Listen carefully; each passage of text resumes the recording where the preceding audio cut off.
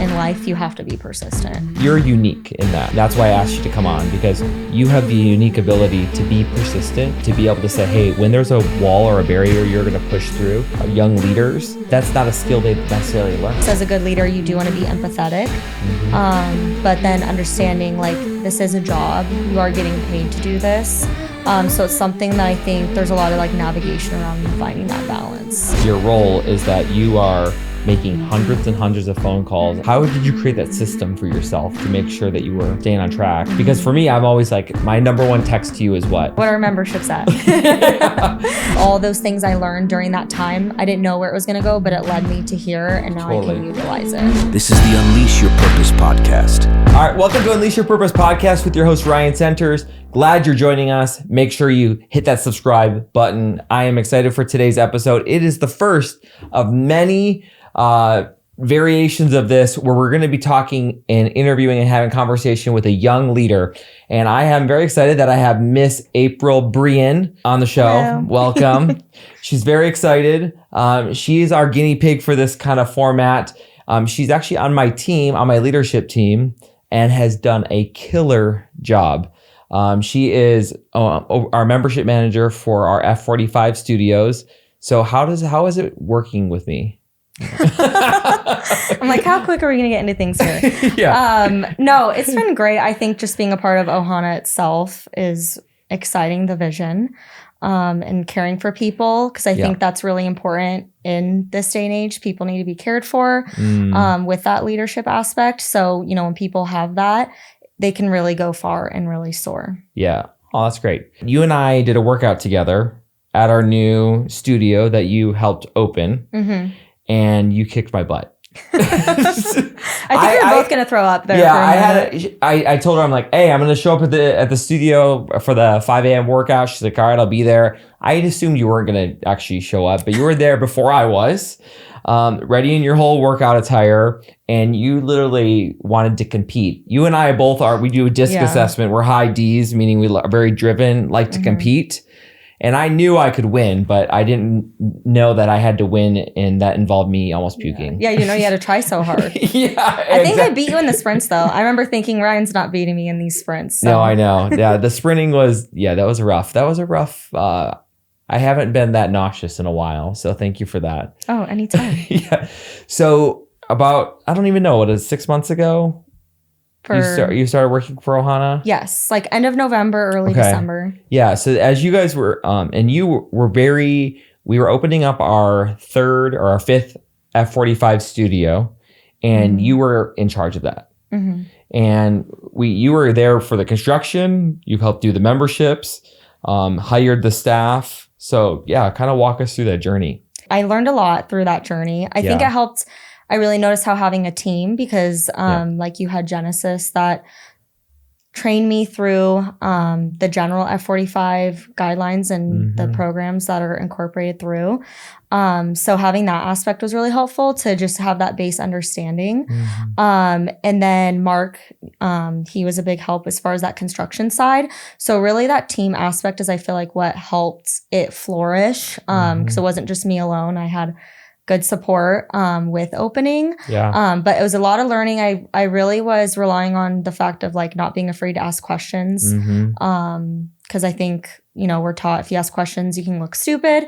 But I think that was really important during that time of like, hey, like, how do you go about this? And then just that drive for the place to be successful was kind of that bottom line as well. Absolutely. Yeah. So we had an area of town that was really underserved in regards to any fitness and boutique studios. There was nothing around. So when people found out that we're opening a studio here, people were just so excited. Yeah. And we were getting calls before we even almost had a phone number. And as the moment we even published our social media, I mean, the phone was starting to ring, which is a good problem to have. Yeah. But I don't think we were necessarily prepared for the influx of all of those memberships and the calls. And for weeks, you had to hire staff, finish up the construction, which, I mean, you're not doing the construction, but you're kind of project managing quite a bit of that. Because I'm uploading it to our project manager through F45. Right. So making sure that we're all on top of it. Yes. Mark probably hated me for a while. Sorry, Mark. Yeah. I was bugging him every day. Asking about all the things. The good thing is that what makes you a really strong leader is that you are kind of tenacious with that. Mm-hmm. You loved it. You're pretty structured. You like to have a calendar. You like to have a to-do list, which is definitely not a strength of mine. I can keep it all in my mind, but then it's like comes to me at 4 a.m. and I'm texting people about it. Yeah. People hate that.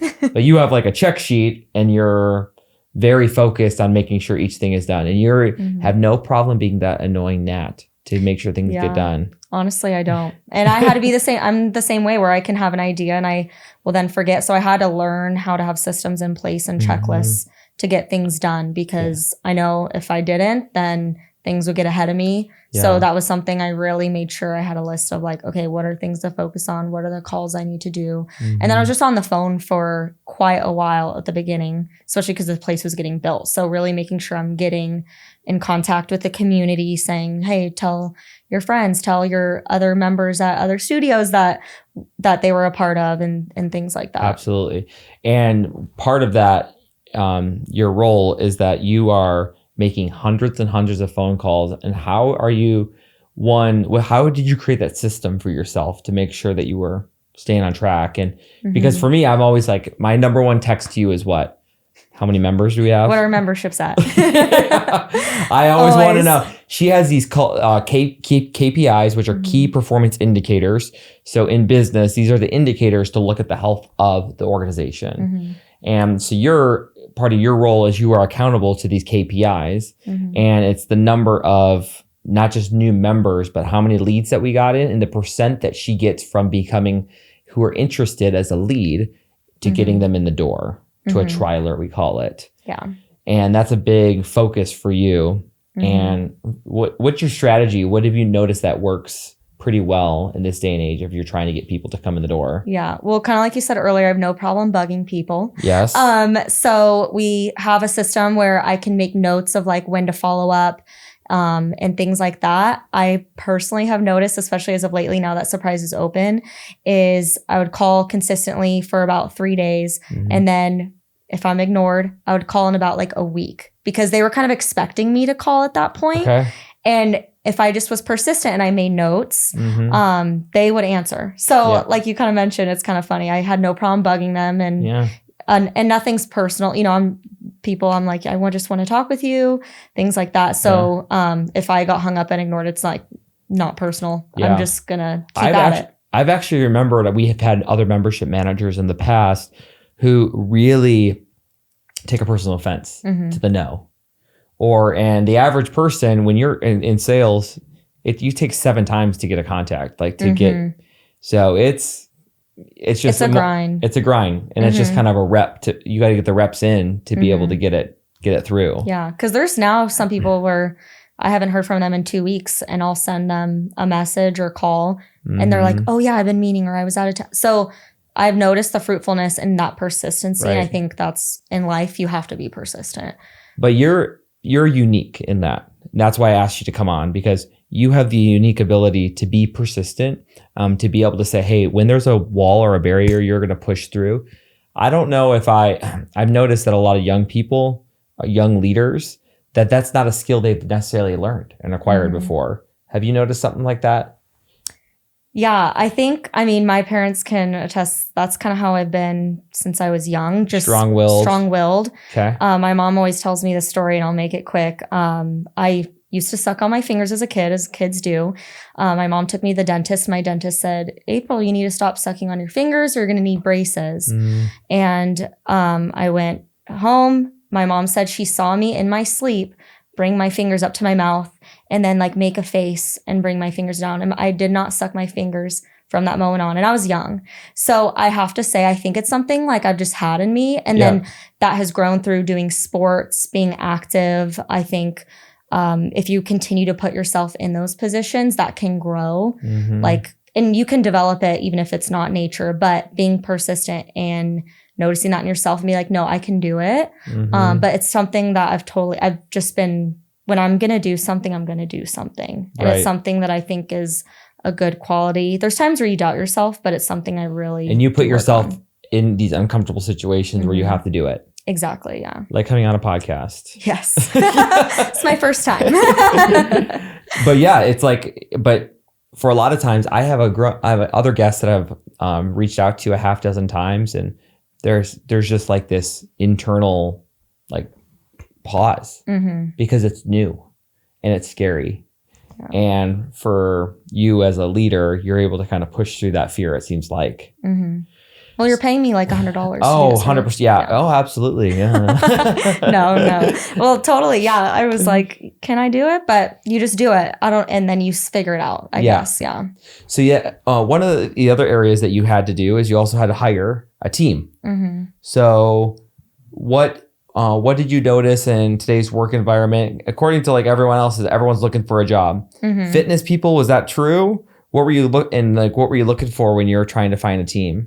Yeah, there was definitely some people that applied and then I called and they were a little bit wishy-washy. Yeah. Those people obviously didn't work out.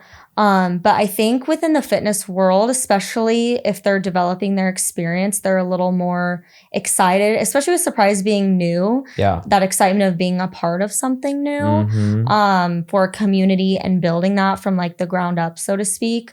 I feel like our coaches we have now, that's why they've stuck around, is that they see that value add. But I think finding those people, like you can't really see until you're there as well. So like interviewing them, looking on their experience, that they're certified. Obviously being a certified coach is a requirement for F45, looking at their experience and then asking them questions when they've been in particular scenarios, kind of that interview process, to getting to know a little bit more how they think, was kind of key there. Yeah.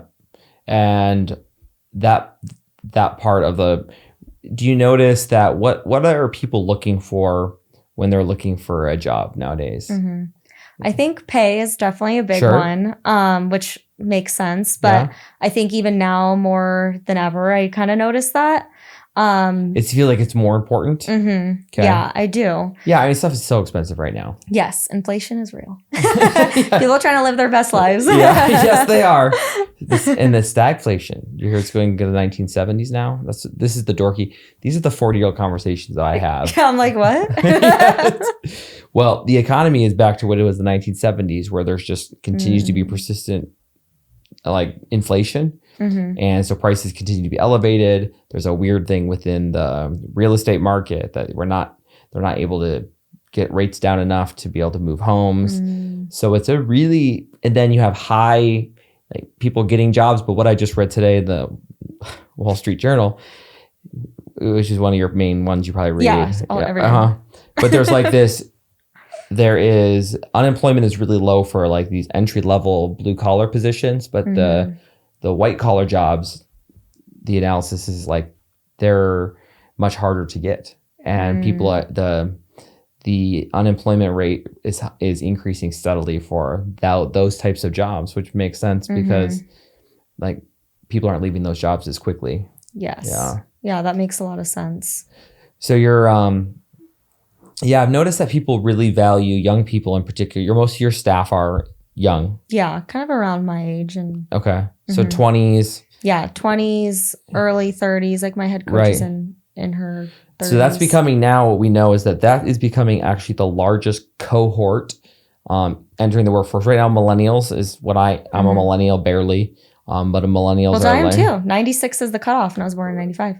Really? Yeah. I just looked it up the other day. I was talking with one of my girlfriends. We're in the same. Yeah. You're just like an old millennial? Yes, I'm an older millennial. Yeah. No, I'm 96 is the cutoff and I was born in 95. Okay. So. And 84 is the beginning? Or 80s? I think 83 or 84. Okay. So yeah. So we're definitely the largest cohort in the workforce currently. But Gen Z, these young people coming in, at least the observation that I've had is they have lacked a lot of grit and tenacity in the workforce in regards to social situations. So what I mean by that, they tend to be more conflict adverse. They have a difficult time having difficult conversations. If someone is frustrating to them, they just ghost their boss and never show up again. Giving a notice is obsolete anymore. and they bring their whole selves to work. What I mean by that is it's not just work, but they want your boss to also know them deeply personally. And if I'm having an off day, that's just me, and you have to embrace. So it's embraced my whole self, and it's just so it's, as a leader, that can be particularly challenging at times because you still have a job to do. Yeah. Like, hey, when you're in studio and people are paying for a great workout, like I remember I had this young person, she's like had a hard fight with a friend or a partner, and she comes in and she's crying, which is good. But hey, let's go reset. But then the entire workout, she's like going back and forth crying. I'm like, I love you, but we can't be doing that. Yeah, like where do you draw the line? Yes. Yeah, I noticed that a lot because previously I had a lot of restaurant management experience, and I really saw that especially in that environment because they were quite a bit younger than me, like 18, so like 11 years younger than me. And I definitely saw that a lot in that environment as well of, this is me, take it or leave it. If I have a bad day, you have to deal with it. Right. So it's balancing because as a good leader, you do want to be empathetic. But then understanding like this is a job. You are getting paid to do this. So it's something that I think there's a lot of like navigation around and finding that balance. Right. Right. Yeah. And I think that's going to continue to be within the job market. And as leaders, we have to learn how to work with these young people and saying, hey, there is a time for, like, we could do a reflection, we could talk about our day, but now we got to turn that off for right now, and we got to do the task at hand. Yeah, I think that goes to like developing the relationship. I think absolutely, if you have that like ground of that development, they know you do care. Sure. Of course, if like they don't get the sense you care at all, they're not gonna, act in a proper way, I guess. Right.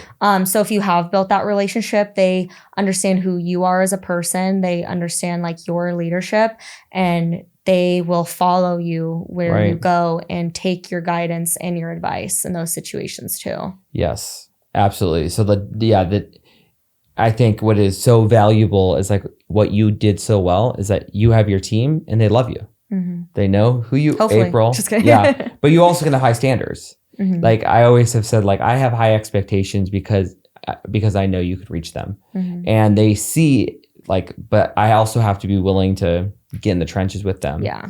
So when you were setting up the equipment, they were alongside you. Yes. Yeah. They see you doing the work as well. It's like that phrase: you can't just talk the talk; you got to walk the walk. Right. So like when they see me caring for members or see me doing any kind of part of my job, they're like, oh, April really cares. I should care too. Right. Like and not that they don't inherently, but it just reinforces that. Yeah. And really giving it their best effort. Yeah, it's like our grandparents. Oh, it's better caught than taught. These really basic things that are really actually wise, sage things. It's like a leader is always being watched, and we need to make sure that we are exemplifying that. So often in leadership, we want to be there's the thought of like, we are the high up, we are in charge. No, we're called to take care of those in our charge. Absolutely. So and it takes a lot of reflection, I think, too, if your culture is going bad or there's things going wrong consistently. Like if you are a good leader, that takes you to reflect internally and go like, okay, is this part of what I've created? What am I doing? Because what am I attracting that is making this possible? Maybe it's not related, but I think sometimes leaders, they get that leadership can get to their head and they're like, this has nothing to do with me. This is just how this is. And I think if you're a good, shifting, right? Yes, exactly. And I think if you're a good leader, you can properly internally reflect. There's always something. Like to me as the leader, when something goes wrong, it's on me. My bad. Like I need to learn and look at myself and say like, how can I do this better? Even if something that happened to my team that I'm not even involved in. No, but it's my responsibility. I'm called to take care of those in my charge. Like in my care, I'm called to take care of them. So like that's our role. Yes. As a leader. And I remember this when you're talking about a bad culture. We had an old studio and I had a leader there who's been with me. He was a great staff trainer, but then we promoted him to a manager, but he was the nice guy. And what had happened is there was all this like infighting with the other coaches, and then people were showing up late and not fully dressed out in uniform. They just no call, no show, and he just continued to let it happen because he's the nice guy. And over time, then the membership and the team and everyone in the studio just started like getting frustrated because the guy wasn't like. And for me, you can go into a space and you can pretty quickly identify that most time it's a leadership issue because the leader is the lid. I love what Jan Maxwell said. It's like the leader is the lid of any organization. So if like however far we want to rise up, it's going to be limited to that main leader. And now this studio that you help create, the lid is like pretty limitless. Yeah, I think it is. Yeah. I really love the community they've built, and the coaches, like I said, they really care. And you walk in and you can feel that. Like people are hanging out after class, which I think, and that's you've a sign said before, of a good vibe. Yes, a sign of a good vibe. People aren't just 5 a.m. kind of skedaddles, but they're also have to get to work. So that's fair. But like when I go to typically the 6 and the 9:30 morning classes are typically when I go, people are hanging out, talking to the coaches. Exactly. So there's that comfortability. They want to be there and they see the value in being there. Yeah. So that relationship, that's the glue of any organization and in any community. Like the more they are talking and being connected with each other, that's the glue that you're trying to create. And for people who don't know, record number of pre-sales in all of Arizona, this lady right here. I don't suck at my job. It's like a weird thing to hear, but yeah, I always am like, got to push up further on that. I'm always like, there can always be like more, Yes, there can. Yes, there can. But us as on the DISC assessment, we have a high level of D, which is like the drive, right? Yeah. Yeah. And I just taught this and I'm already drawing a blank. But we always are like, the job's not fully complete. It's hard to celebrate the wins. So it's good to celebrate. Yeah. Hey, fellow purpose-driven leaders. If you're loving what you're hearing, we need your help to keep spreading inspiration so others can unleash their purpose too. If you're finding value in our discussions about purpose, entrepreneurship, faith, and family, here's how you can support us. First off, hit that subscribe button right now to make sure you never miss an episode. By subscribing, you'll get notified every time we release a new podcast packed with wisdom and encouragement. Next, take a moment to share this episode with your friends, family, and followers. Whether it's a text message, a post, or a shout out, your recommendation helps us reach more people who are seeking inspiration on their journey. And finally, if you've been enjoying our podcast, we'd be incredibly grateful if you could leave us a review on your favorite podcast platform. Your reviews not only motivate us to keep creating great content, but they also help others discover our show and join our purpose-driven community. So let's keep the momentum going. Subscribe, share, and review the Unleash Your Purpose podcast today, and together, let's make a positive impact on the world, one listener at a time. Now let's dive back into today's episode. So you're newly married, and before you even actually came onto our team, you actually you started your own business. So what was that experience like? Well, it's not for the weak, I will say that. Yeah, I started my own fitness business actually in 2020. So It was October 2020. So COVID times were still a real thing. I just decided I didn't want to be in the restaurant business anymore. It was like 12, 14 hours and just all the things happening with COVID. Yeah. And I've always been involved in fitness. And so it's something I'm passionate about. And I was like, you know what? I'll get my cert, start my own personal training business, because there was a need, because a lot of big gyms were closed. So I was like, if I can be a part of a private gym that I know is operating, I can do this. And I had previous group experience with like Jabs Fitness, which is a boxing gym. And so I just decided I'm going to do it, and I did it. And it was a lot of learning on my own, a lot of Google, figuring it out, asking other friends who are in the fitness business. I consulted with them. What did you see that works? What are some like pain points? And so I did that for a little over 3 years out of a private gym in Glendale. And then I went to Tempe, and I really saw it flourish when I went to the Tempe area, because it was pretty central. Like Tempe, Phoenix, Scottsdale is an area where a lot of those people from those cities were flooding into that. Mm-hmm. And so, yeah, I just had that idea and learned along the way basically, and had, good So gym owners. would you be like a solo entrepreneur? Mm-hmm. So you yeah, had it was your my own own business. Yeah. So how did you get the word out? Well, it was a lot of friends, word of mouth at first. Okay. And then I made business cards. Social media was a big help. Yeah. But I did notice throughout that business being open, word of mouth was by far my best clientele. Mm-hmm. Because they're hearing from another friend that they trust, and they're Right. like, okay, this must be good. Because there's so many, especially the fitness industry is pretty saturated, so it's kind of hard to know what's the best direction to go. Do I do Pilates? It's Sure. all this information. So having those clients that I had already built a good relationship with, they brought me the most, I would say, throughout that. And then years. what was one of the biggest learnings that you had? The biggest learnings. I think staying consistent, because with running your own business, even me, I feel like high drive, you are kind of it's a lot of ebbs and flows. Mm-hmm. So, when it's really good, you're like, this is the best, this is amazing.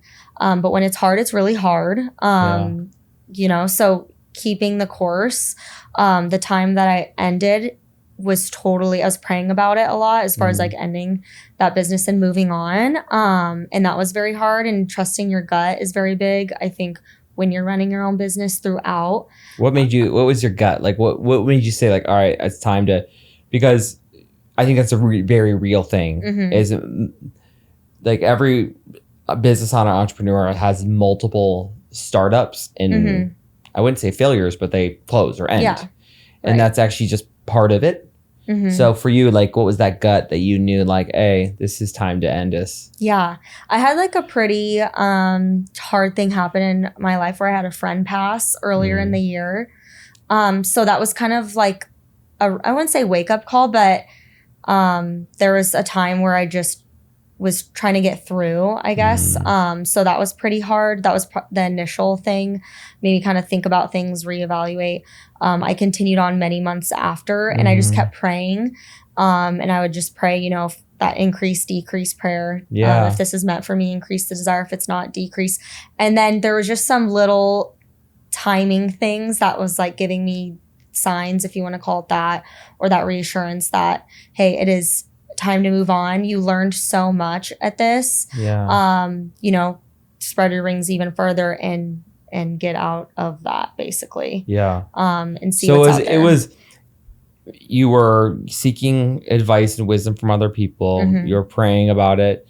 And then you were also giving yourself time to kind of so it wasn't quick. No, it was quite a process, which I'm very quick. I'm sure. I feel like we're similar that way. Yeah. Like when I want to do something, I want to do it right then. Yep. But like I talked about it a lot with my now husband of like, which direction should I go? What do I do? Things like that. But honestly, giving it time, because when it ended, it was in October of 2023. So just a little bit before I started with Ohana, that was like when it was 100% supposed to be. Like things just kind of went. So time was very important in that decision, because it wasn't like something terrible as far as like the business went. I could have continued on 100%. Do you ever see yourself doing it again? I don't think so. I do. Yeah. I have thought about that, and I think it had a purpose for its time. And I'm still in the industry. Yes. Obviously with fitness and doing that. And I think it has taught me a lot, and fitness will always be a part of my life. And I love that aspect with F45 is taking what I've learned with restaurant management, with owning my own fitness business, my certification in fitness. And it's that perfect mesh of what I'm doing right now. So I think that cliche of everything happens for a reason is so true, because if you look at my resume, there's kind of like with restaurant management and then going into it just feels kind of random when I look at it. Sure. But it taught me, and I said this to my husband before too, of that all those things I learned during that time, I didn't know where it was going to go, but it led me to here, and now I can utilize it. Yeah. And that's just a great mindset to have in general, is like to say, hey, these have helped me get me to this place I need to be. And there's times where a mindset can be so self-defeating. Like, why did I the number one regret is I wish I would have. I wish I would have. And that's such a dangerous place to live.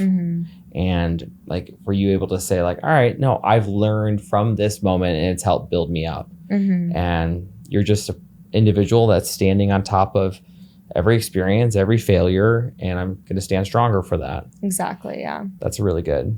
What do you think? What advice would you give to young leaders, young people that are coming up after you? I would say not giving up on yourself, which is cliche. But, you know, kind of like you were just saying, of using things as stepping stones. And then also not comparing. I think in this digital age, it's so easy to be like, oh, well, I'm not doing this, I'm not doing that. And you play that kind of tricky game of what you're not doing instead of what you're doing. And you lose focus on yourself and you focus on what others are doing. And so sticking, what do I want? What's going to work for me? How do I get there? Leaning on like having a good core community as well, like people you trust for guidance, but not, you know, with social media, just going off of like, oh, well, I could never do that. Or that comparison, I think, can really get in the way, especially because it's so accessible to see what everyone else is doing. And just developing those like skill sets, not being afraid to ask questions. I think for a while I was very scared to ask questions. Like I said earlier, like you kind of, if you ask a question there before, I think it's changing. Before it was like, oh, you don't know what you're doing. Like, why are you asking? But now it's like, that's how you're going to be better for it. And so, yeah. That's so good. Yeah, I love that. Like, comparison is the thief of joy. And it will just steal it. Yeah, it's like all these cliches are there for a reason. Seriously. Yeah, it totally is. They are there for that. Yeah, and it's a very dangerous place. Like, that's why we, with our kids, like, they have no social media. Like, if I can keep it the rest of their life, but at least till 16, like, no. Like, this, you don't need this. This is so harmful for you to see a filtered person. Like, you could go live your life, but you're just sitting here watching other people live their life. And it stunts your creativity. I seriously believe it stunts your creativity when your social media, because it stops you from going and doing things. Like, so I just when I am most creative, when I get the best ideas, it's when I'm moving my body, when I'm working out, when I'm just, or I'm silenced and driving. And when it's like when you're in the shower, like we are so quick to do boredom. Like, we're so against any sense of boredom. So I pick up my phone and I'm going to look at it.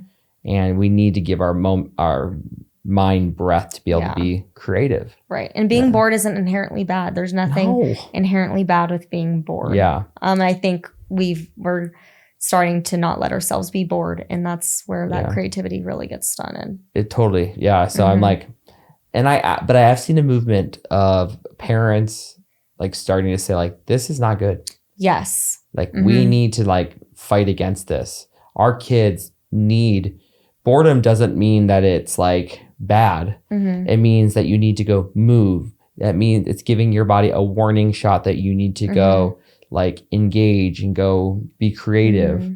It doesn't mean that we go get a cheap dopamine hit of a scroll. And going out and being in a community and like it reinforces that too. So as a young person, I don't know if you ever thought this, like, this whole podcast is always about unleash your purpose. Your purpose. So like, have you ever thought like, what is April's purpose in life? Yeah, I think you think about it a lot, especially when you're young. Like in college, I remember being like, what am I going to do? What's the direction am I going to go? And having, you know, my dad's guidance, he's Paul Sorensen, you're the best. He is so good about, something he's really passionate about is helping people find their purpose and what are their strengths. Because a lot of, you know, psychologists and those who develop leaders really focus on what are your strengths? Like, let's capitalize on your strengths. I think there's a while where people are like, oh yeah, what are your weaknesses? You need to be like even keeled all around, but everyone's going to have a weakness somewhere. 100%. So focusing on your strengths. And I think when I was thinking about what my strengths are, even though I am an introvert, surprisingly, I do really love people. And that feeling I get when I make people feel good or feel like they're important. That's something I always, when my dad asked me, like, what are you passionate about? That. And then, like, just pushing yourself to be better, which is so broad. But I'm really big on reinforcing this idea. You don't have to live a mediocre life. Yeah. Like you can do great things. You don't need to stick with the mundane. So again, it's very broad, and that's where it's kind of, there was some times where I'm like, okay, well, how does this direction go? Where in a restaurant, I liked those connections I made. Yeah. I don't know if purpose, I think you're hitting on that, is not, it doesn't have to be like job specific. Yes. But it's something that is built in you. Like you want to live this extraordinary life, and you want to help people and be inspired to live that extraordinary life, and they can do it. And like you're hitting on the point of like this idea of comparison can steal that. And helping, like what I've watched you in studio and with your team, like you're able to connect with people so well. And it's such a, that's a very, just a very important skill, not even just important, but like healing for people. Yeah. So I think you're on the right track there. Oh, thank you. Yeah. Well, thank you for being my guinea pig on this little podcast episode. You did great. Yep. Thank you. Appreciate it. Well, thank you. Well, we'll look forward to round 2 when we hear a little bit more about what's next for our F45 fam and what's next Maybe in your Matthew life. and I should come on and do like a married. Young married. Young and old married. Oh, yes. 17 years and like 2 months. Once you get to 17 weeks and we're 17 years, let's do it. That'd be fun. All right, friends, may you help unleash your purpose so you can profit in business, faith, and life. See you next time. Thanks for joining us for the Unleash Your Purpose podcast. Be sure to like, subscribe, and leave a review. We'll see you next week.